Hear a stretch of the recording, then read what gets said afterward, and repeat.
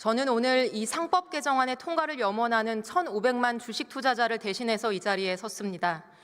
이번 개정안은 사실 자본주의 시장 경제와 주식회사 제도를 운영하는 나라로서는 너무나 당연한 원칙을 선언하는 내용입니다. 지금까지 대한민국에서는 선진 자본시장에서 상상하기 어려운 일들이 벌어져 왔습니다. 알짜 사업부를 떼어내서 중복 상장하고 핵심 계열사를 총수의 회사와 헐값에 합병하고 의도적으로 주가를 떨어뜨리는 일이 비일비재합니다. 그러니 한국 증시는 이제 국제지수에서의 비중이 대만의 절반도 되지 않습니다. 최근 한 그룹 총수의 발언이 화제가 됐습니다. 중복 상장이 문제면 주식을 사지 마라. 회사의 주주를 성가신 민원인 이상으로 취급하지 않는 우리 기업인들의 인식을 고스란히 보여주는 사건으로 조명되었습니다. 이런 인식과 태도를 바꾸지 않고 자본시장의 밸류업이 가능하겠습니까? 투자자들이 국내 기업을 믿고 투자할 수 있을까요? 우리는 이런 경영자들에게 주식회사의 경영자라면 주주 전체의 이익을 보호해야 할 의무가 있다고 명확히 알려줘야 합니다. 이 법이 통과되면 여러모로 주주 눈치를 봐야 하는 경영자 단체는 법안에 반대하고 있습니다. 그러나 반대 논리는 허술합니다. 첫째, 개정안이 통과되면 주주들이 소송을 남발할 것이라고 합니다. 그러나 과장입니다.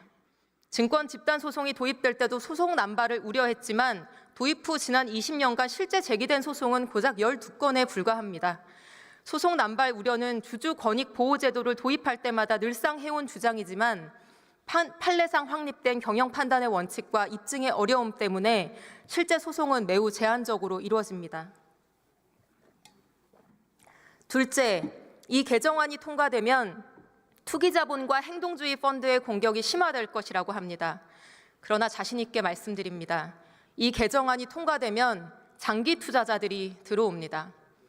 코리아 디스카운트가 해소되면 단기 차익을 추구하는 펀드가 들어올 여지가 훨씬 적어집니다. 왜냐하면 투기자본의 자양분은 상법 개정이 아니라 저평가된 낮은 주가이기 때문입니다. 해외 투기자본 포비아를 불러온 2003년 SK 소버린 사태.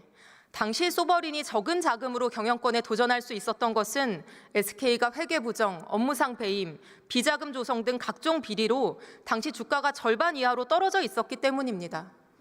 해외 등 국내 등 경영권에 도전하는 펀드들은 회사는 좋지만 주가가 낮은 기업에 투자해서 빠르게 오르는 주가를 통해 수익을 내는 투자자들입니다. 코리아 디스카운트가 심화될수록 단기 차익을 노리는 이런 투자자들이 더 자주 나타날 수밖에 없습니다. 그게 시장의 논리입니다. 행동주의 펀드의 공격을 막고 싶다면 상법 개정에 찬성하고 장기 투자자들에게 매력적인 주주 환원 정책으로 주가를 올리면 됩니다. 주주들 뒤통수 후려치는 사익 추구 행위하지 않고 경영 제대로 하고 본업의 경쟁력을 높이고 주주 환원 제대로 해서 주가가 정상화된다면 공격을 하고 싶어도 할 수 없습니다. 미국에서도 똑같이 이루어졌던 일이고 밸류업에 성공했다고 하는 일본 사례를 통해 확인할 수 있는 사실입니다. 셋째, 자본시장법을 개정해서 핀셋으로 문제를 해결하자고 합니다. 지난 20년간 우리는 문제가 생길 때마다 개별 조항을 수도 없이 고쳐왔습니다. 그러나 그 모든 핀셋 규제는 실패했습니다. 법을 우회할 수 있는 새로운 방법이 계속 고안되었기 때문입니다.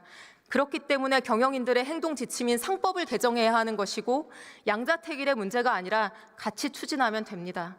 마지막으로 이 상법 개정은 윤석열 정부와 국민의힘이 추진하던 일입니다. 윤석열 대통령은 작년 초 증권시장 개장식에서 이 상법 개정 추진을 약속했습니다. 이복현 금감원장도 이사 충실 의무 대상이 주주로 확대되어야 한다는 입장은 명확하다면서 몇 번이나 찬성 입장을 밝혔습니다. 정부 여당이 이제 와서 말을 바꾸고 상법 개정에 반대하는 이유는 오로지 재벌 총수들과 그 대리인인 대기업 사장단의 민원 때문입니다.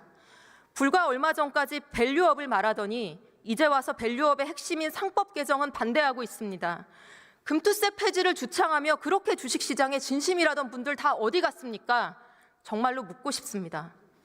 탈출하는 국내외 투자자들을 돌려 세울 방법은 투명하고 공정한 주식시장을 만드는 것이고 첫걸음이 바로 이 상법 개정입니다.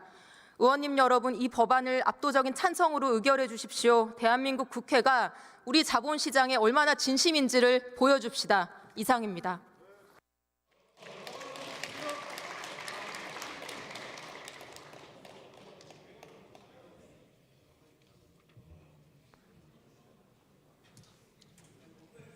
이번에 국민의힘에서 토론을 잘 들어준 건 참 잘한 일입니다. 이소영 의원 수고하셨습니다. 다음으로 유상